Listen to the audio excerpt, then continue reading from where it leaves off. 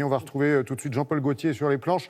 Et cette semaine, on fait dans l'originalité, puisque les auteurs se sont emparés d'un thème qui n'est pas franchement évident à traiter, mais qui mérite qu'on s'y arrête.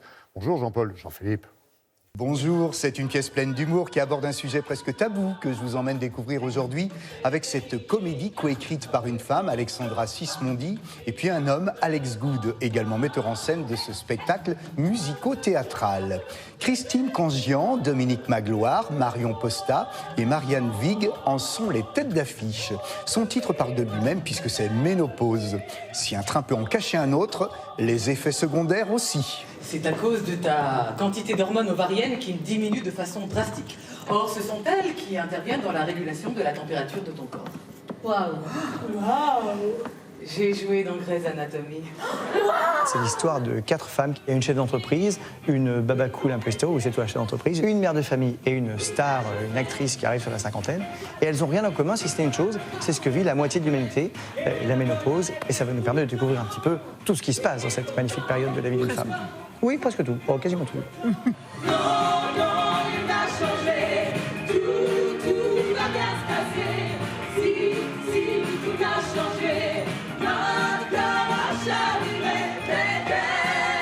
On arrive dans la pièce, premier jour de solde dans un grand magasin. Et là, c'est la guerre. Et là, c'est la guerre. On veut toutes la même chose. Et oui, donc c'est l'effervescence, c'est la folie. Bah oui, 4 femmes qui se rencontrent, elles veulent toutes exactement la même chose. Évidemment. Je prends une seule journée dans toute l'année pour refaire toute ma garde-robe. Je vous prierai de ne pas la gâcher. Si j'étais toi, avant de me concentrer sur les soutifs, je m'attaquerais déjà à la face visible de l'iceberg. Sur les planches, ça active fort les zygomatiques, c'est cash, et ça réveille même les lacrymales. Sur un sujet de vie pas vraiment évident, les auteurs marquent leur style et trouvent les mots simples et justes qui touchent. Détendre et divertir avec humour pour passer le message semble une fois encore la bonne solution.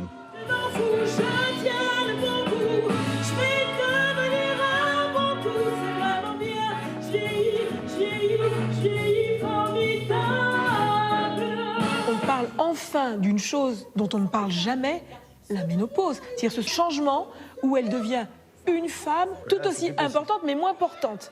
Et donc c'est bien d'en rire, dire mais attendez les filles, on peut passer et vivre très heureuse après ses 50 ans. Exemple typique. Le truc positif, c'est que la zone ayant légèrement rétréci au séchage, mon petit Robert a eu l'impression que son rêve s'était exaucé et qu'il était devenu le grand Robert. Les femmes, la première chose qu'elles font en sortant, c'est qu'elles appellent leurs copines, elles appellent leurs filles, elles appellent leur mari, elles appellent « Viens voir, tu vas tout comprendre ».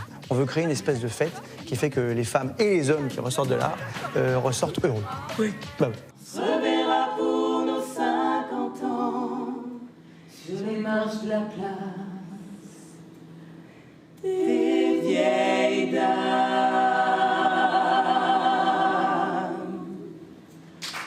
Pas évident d'aborder sur scène un sujet aussi redouté que pas vraiment glamour. C'était osé, gonflé, risqué même, mais disons-le franco, grâce au talent de ces 4 femmes qui n'ont pas leur langue dans leur poche, c'est une bien sympathique surprise qui ne manque pas de piquant.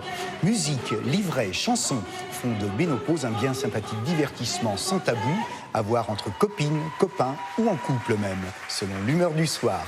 Voilà, bonne journée à tous, passez un très bel été et à bientôt. Merci, de même Jean-Philippe. Voilà, Ménopause, c'est au Théâtre de la Madeleine à Paris, bien sûr.